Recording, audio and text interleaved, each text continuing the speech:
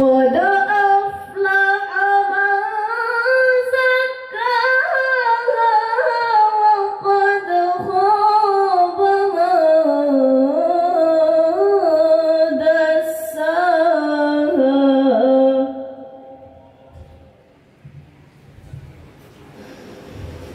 صدق الله العظيم.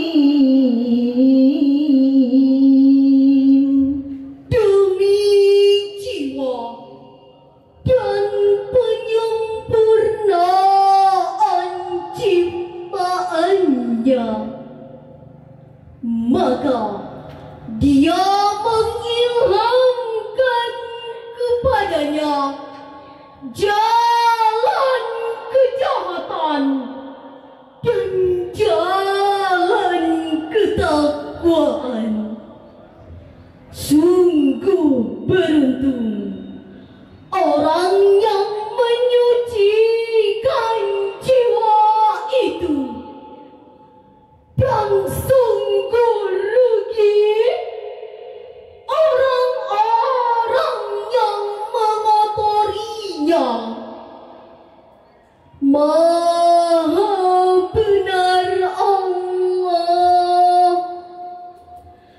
yang Maha Agung atas segala firman-Nya. Dewan Hakim yang mulia, hadirin sebangsa tanah air yang kami banggakan, Syekh Muhammad Ali As-Sabuni dalam Safwadut Tafasir jilid 3 halaman 567 menjelaskan bahwa secara balaghah ayat ini menggunakan gaya bahasa tibaqah yang artinya kesesuaian antara dua kata atau lebih, sekaligus menggunakan gaya bahasa perbandingan yang amat sangat lembut, seperti matahari dengan bulan, siang dengan malam, ketakwaan dengan kedurhakaan, serta kekotoran dengan kesucian. Dengan demikian hadirin, syarahan ini dapat kami ambil kesimpulan bahwa bangsa Indonesia akan menjadi bangsa yang maju jika spirit iman dan takwanya terus dipacu.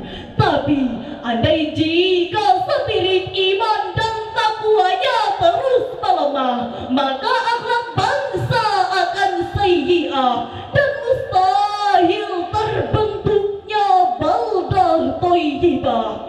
Oleh karena itu hadirin, kami menghimbau kepada seluruh saudara-saudaraku sebangsa dan setanah air, seiman dan sekeyakinan, mari perkaya diri dengan ilmu dan perkokoh iman dengan takwa.